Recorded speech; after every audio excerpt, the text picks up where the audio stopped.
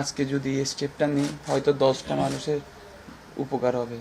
যে ভাইয়াগুলা অনেকে ছিল, প্রায় 100 জন বা 120 জনের মতন, এরকম সামথিং, ওদেরকে স্পেশালি থ্যাংক বলবো না। আমি এখানে আসছি শুধু একটা জিনিস জানার জন্য। কালকে রাতে ওই যে ভাইয়াগুলা অনেকে ছিল, প্রায় 100 জন বা 120 জনের মতন, এরকম সামথিং, ওদেরকে স্পেশালি থ্যাংক ইউ বলার জন্য। ওরা না থাকলে ঘটনাটা অন্যরকম হতে পারে। ওরা যখন আমাকে হ্যারাসমেন্ট করতে নিয়ে যাচ্ছে তখন আমি ওদেরকে বলছি, ভাইয়া আপনারা আমার সাথে আসেন। ওরা আমার সাথে গেছে বিধায় ওরা অন্য কিছু করার ট্রাই করলেও পারে না। আর মেইনলি হলো যখন উনি আমাকে সিএনজির ভিতর তুলতে চাইছে, তাই জন্য আমি অনেক ভয় পেয়ে গেছিলাম পুলিশটা। তো ওই জায়গায় ওই ভাইয়াদের যারা ছিল তাদেরকে স্পেশালি থ্যাঙ্কস, কারণ আমার জন্য ওরা রাত্রে 1টা বাজে, আসলে মানুষ থাকা খুবই চান্স কম, কিন্তু ওখানে ছিল। ওরা আবার ওই লামখান বাজার থেকে তুলসী থানায় গেছে খুব দ্রুত। ওই জন্য ওই ঘটনাস্থলে যারা ছিল সবাইকে থ্যাংক ইউ সো মাচ। মানে সাধারণ মানুষ চিনার কারণেই আপনি অনেক বড় বিপদ থেকে বেঁচে গেছেন। হ্যাঁ রাহিম ভাই, আপনি এটা অবশ্যই মানসিকভাবে একটা বিধ্বস্ততা তৈরি হয়েছে, আপনি শারীরিকভাবেও কিছুটা অসুস্থ হয়েছেন। যে ট্রমাটাইজ অবস্থা, এটা আসলে আপনার এখন পরিস্থিতি কি, বা আপনি? আমি এখন চাচ্ছি হলো আমি একটু একা থাকতে। আমার মেন্টালি জিনিসটা আপনারা সবাই বুঝতেছেন। আমি কালকের থেকে সারা রাত ঘুমাই নাই, ওখানেই ছিলাম। এই ঘটনাটা আমি অনেকবার বলছি। তো এখন আমাকে একটু স্পেস দিলে খুবই ভালো হয়। আর একটা যারা এই ঘটনার সাথে জড়িত, গতকালকে আপনি অনেকবার বলেছেন এটা সত্য, আমরা সবাই পেয়েছি আপনার বক্তব্যগুলো। এই ঘটনার সাথে যারা জড়িত তাদেরকে ইতিমধ্যে সাময়িকভাবে বরখাস্ত করা হয়েছে। তাদের কি শাস্তি আপনি দাবি করবেন? সর্বোচ্চ শাস্তিটা আমি দাবি করব, যেটা সরকারে নিবে, যেটা আইনগতভাবে আসবে, এটা সর্বোচ্চ শাস্তি, যাতে এই জিনিসটা ফিউচারে গিয়ে আরেকটা মানুষের সাথে না হয়। হয়তো আমি যখন হসপিটালে যাইতেছিলাম আমার মাথায় একটা জিনিস করতেছিল, আমার এত প্যাঁচানো ভাল লাগে না ভাই। আমি নর্মাল একটা লাইফ ঠিক করি, কেউর সাথে করি না। তো আমার মাথায় আসছিল হলো তখন, আমি যদি আজকে স্টেপটা না নিই তাহলে দেখা গেল কালকে সাধারণ মানুষের সাথে হইলে কেউ জানবে না।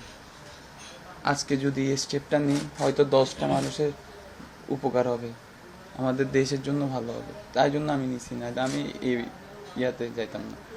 আরেকটা জিনিস হলো ভাইয়া, উনি হলো আমার বড় ভাই, কাজী নয়। তো উনি আমার ব্যথা পাইছে ওগুলো ছবি টবি তুলছে, ওগুলা দেখাইতে ছিল, ওনাকে সোর্স বানাই দিছে, সোহেল সোর্স। উনি হলো এখন কারাগারে আছে, মানে জেলের মধ্যে আছে, আটক আছে। উনি হলো আমার বড় ভাই কাজী, কিন্তু ওনাকে ভুল নিউজ ছড়াচ্ছে।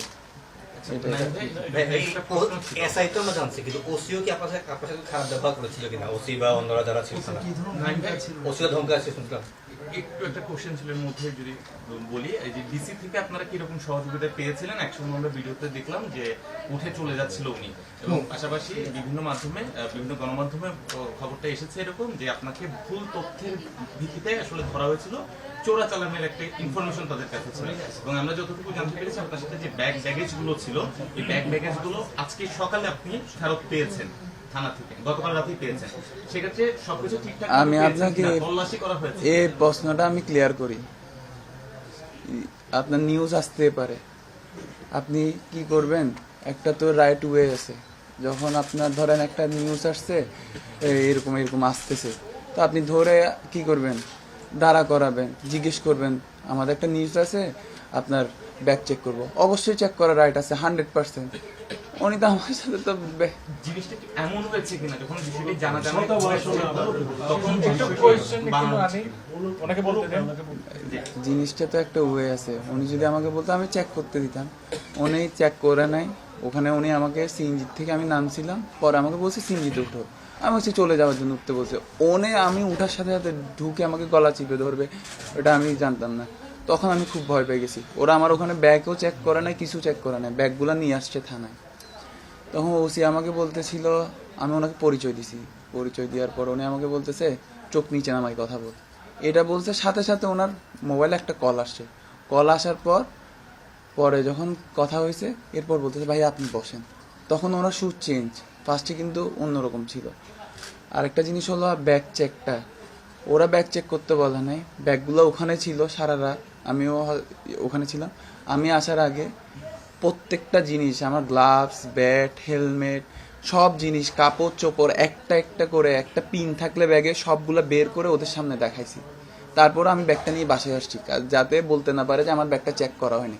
এটা রাতে উনি ডিসির সামনেই আমরা এটা করছি, ওনারা ভিডিও করছে, সিএনজিও চেক করছে, ওনারা কিছু পাই নাই।